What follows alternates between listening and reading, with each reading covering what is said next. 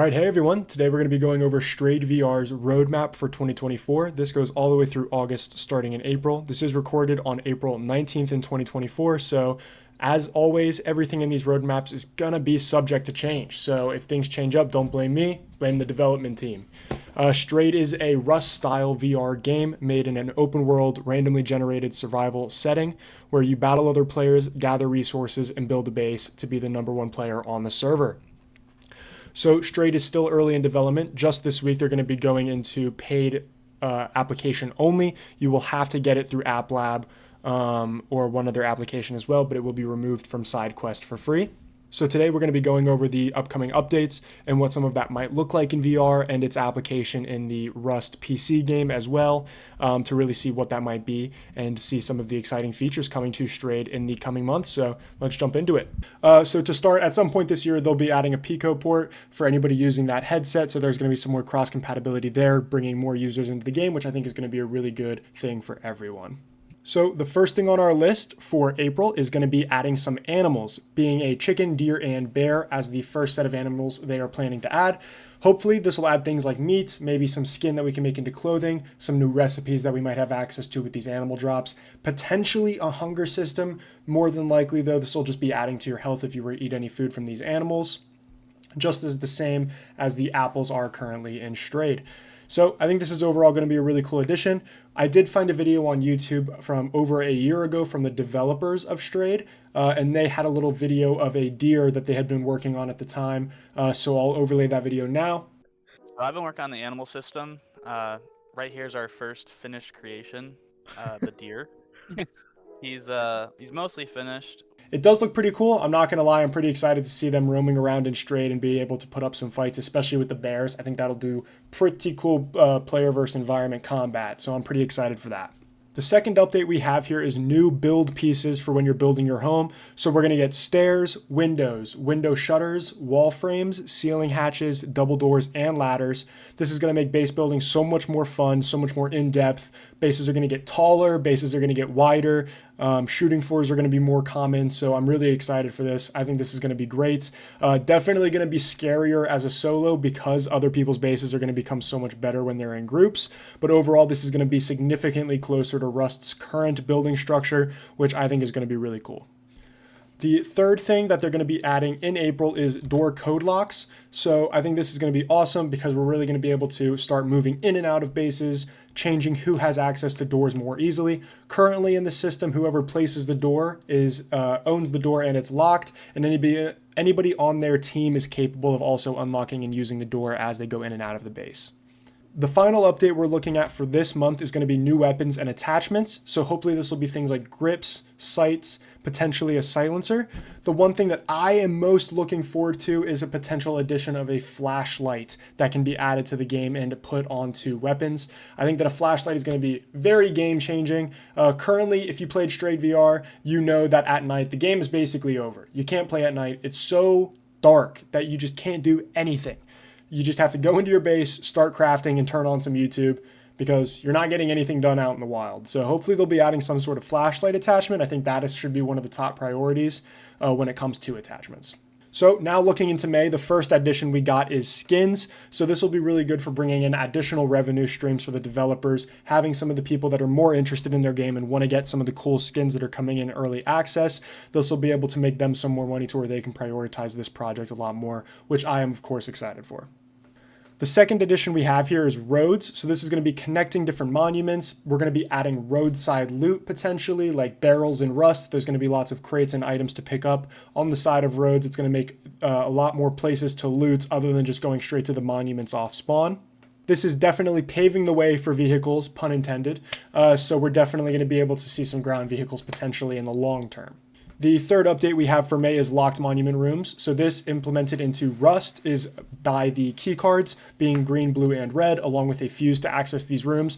We're not sure exactly what this implementation will look like in Strayed. It'll probably use a different system than what Rust is currently using, but it is definitely going to be great for getting that higher tier loot and making it to where you can't just run into prison in the first 5 minutes and get a rocket launcher on sheer luck. So I'm definitely looking forward to this implementation and seeing the loot tables change.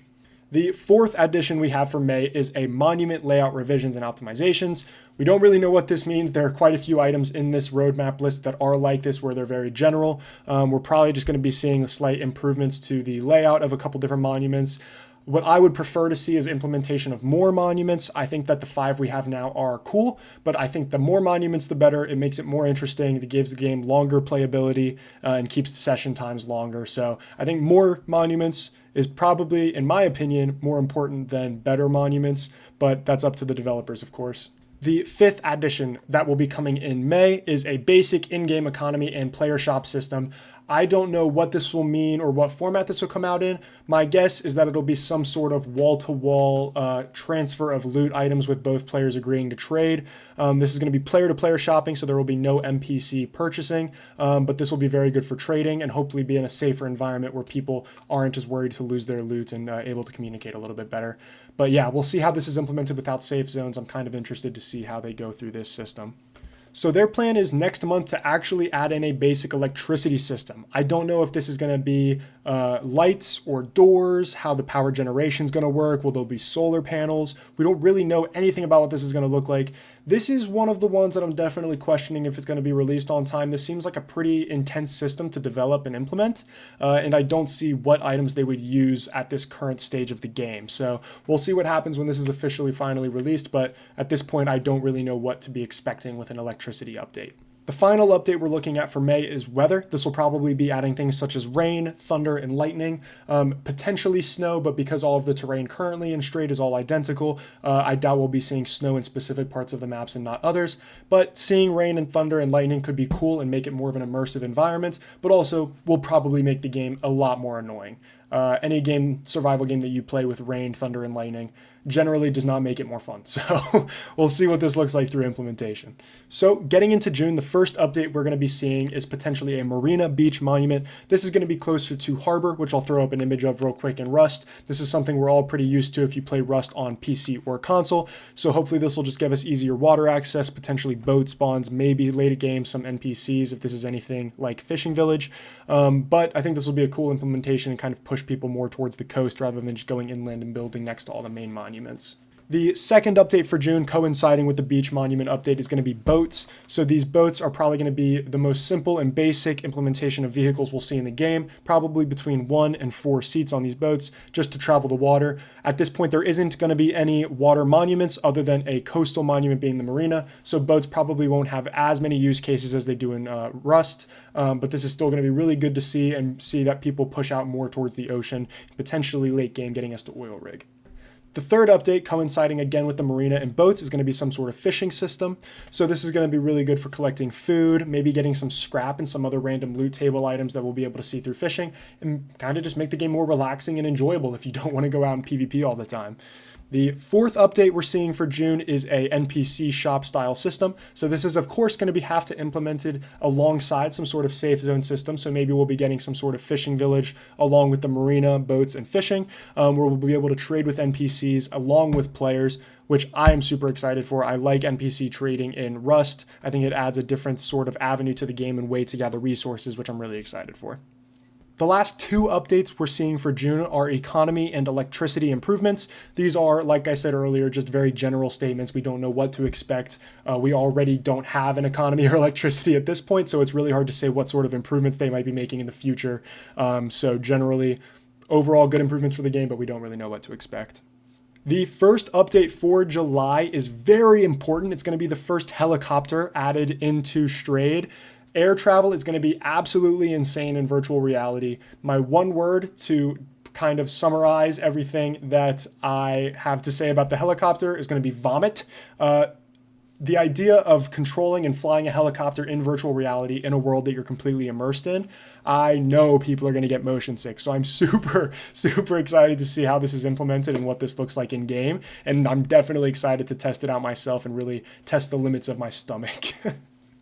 So the second update we're seeing in July is additional PvP game modes. I'm not really sure what this means or why they would focus on anything other than survival. My first concern is that they're going to be pushing for some sort of battle royale, which nobody wants. We want to see Strayed as an amazing survival game. In my opinion, there are already battle royales. There are already other game mode PvP style things in VR. Strayed is going to be the best survival game. I can tell this is going to be an amazing product. So just focus on the core. Don't start building out a battle royale. I'm begging you.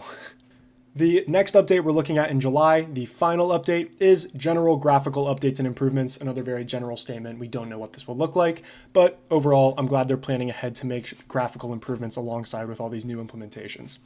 The one and only update we have listed for August at this point is some sort of ground vehicle. This will probably be between a 2 and 4-seater vehicle, I assume some sort of car. This is, of course, going to be far harder to implement over a boat or helicopter because they have to make some sort of object that can properly interact with terrain. This will probably be buggy when it comes out, but I'm very excited to see some sort of ground vehicle implemented. A whole bunch of drive-bys happening in Strayed VR, so I think this will be a really cool experience, and I'm excited to see more about it. The final update we've got listed for general Q4 of 2024 being between October and December is just general community server support, which you always love to see. Personally, the thing I'm most excited to see, I think, is going to be the helicopter or the Marina Beach monument. I am really excited to see more monuments added to this game. It's going to really keep improving the playability, how long you can really be into the game before you start to just be doing the same situations over and over again. So I think the more monuments, the better, because also that I think that will bring in a much larger player base.